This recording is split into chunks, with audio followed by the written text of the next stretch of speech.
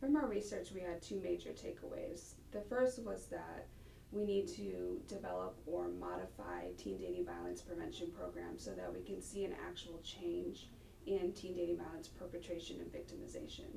So what we learned is that programs now are not able to shift behaviors. So we're not seeing a reduction in the perpetration behaviors or in victimization experiences for students who have been had access to prevention programming. So we need to modify these existing programs, or we need to develop new ones that would actually lead to changes in behavior. A second takeaway that we had from our research is that we need to actually be measuring teen dating violence perpetration and victimization experiences within our assessments and evaluations of these programs.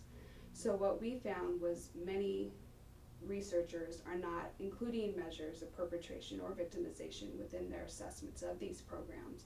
So it becomes very difficult then to make claims that these programs are able to reduce behaviors when we haven't been measuring them.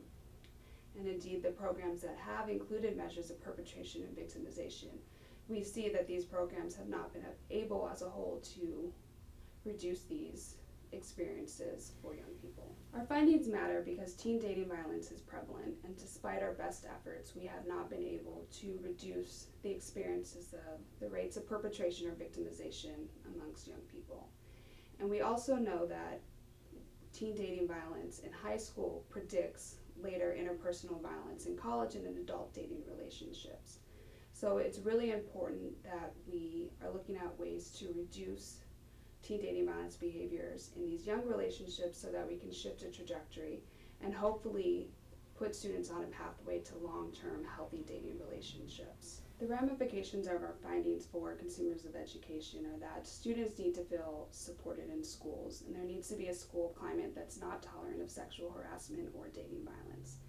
And in order to help schools achieve this aim, we need to provide them with programming that can effectively target teen dating violence perpetration and victimization, and also promote healthy dating relationships among their students.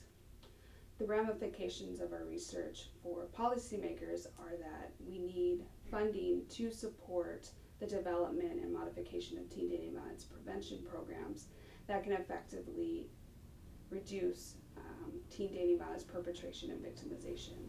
Another takeaway from our research is that while many programs are being implemented with the goal of reducing teen dating violence perpetration or victimization, many of these programs are not being evaluated. And it's really important as we start to develop and identify programs that are effective in reducing these behaviors that we're evaluating the programs that are being implemented in schools.